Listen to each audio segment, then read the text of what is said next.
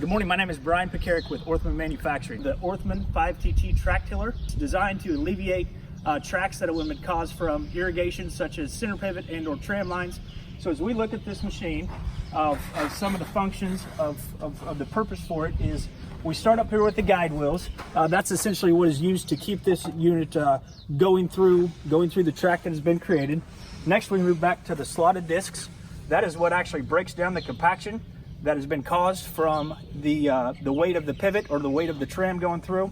After we have done that, we will now move back to the packer. What that is going to do is it's going to pack the additional dirt that you have just brought in from the sidewalls. We move back to the gangs, the discs. What that will do, we can set the aggressiveness of that to see how much dirt we need to come back in and fill that track. Then the final step is having the rolling baskets back here to level it out to leave a nice firm and filled in track that any of your irrigation problems would cause.